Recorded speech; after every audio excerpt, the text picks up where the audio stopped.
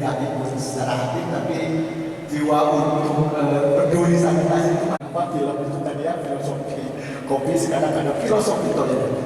Jadi ada yang menyebutkan kan sebagai wajah yang kita sembunyikan lah ya, sudah halaman kita belakang. Sekarang itu dengan hari toilet kita, ternyata ya BABS di kita itu sekarang meskipun masih ini sudah luar biasa.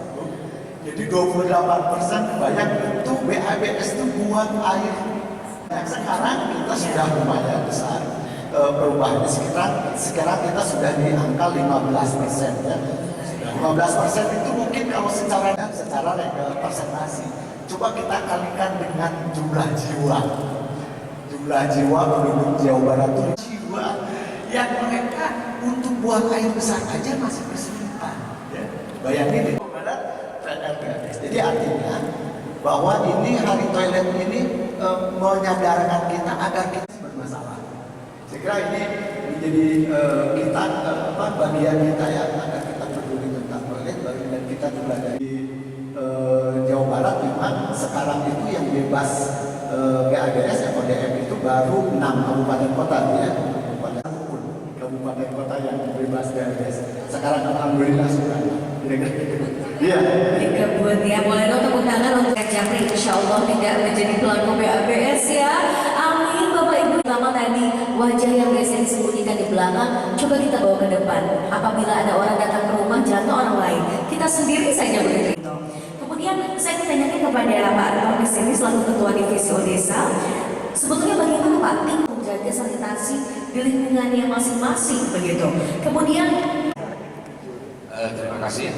Assalamualaikum warahmatullahi wabarakatuh. Waalaikumsalam. Nanti mungkin saya mau memaparkan. Amin, mudah-mudahan bisa tercapai. Dan tadi yang sudah disampaikan ada Subang, ada Sukabumi yang sudah terbebas BABS. Kita tahu ya di tahun ini TIK juga ikut turun ke lapangan begitu. Tapi mungkin boleh cerita sebagai warga Jawa Barat juga ternyata orang ya.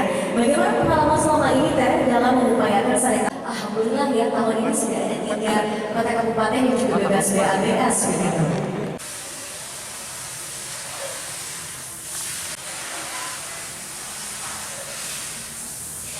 Sampai 2020. Iya, tangannya sangat besar. Kita tuh pernah membuat sebenarnya kalau dari sisi RPJMD kita sudah menyesuaikan ya. Jadi targetnya kita sudah bisa lakukan. Tapi ketika ada perubahan RPJMN itu ternyata memang targetnya itu melebihi dari yang target yang sudah kita disesuaikan dengan RPJMN. Memang ini target dengan RPJMN-nya yang memang nasional.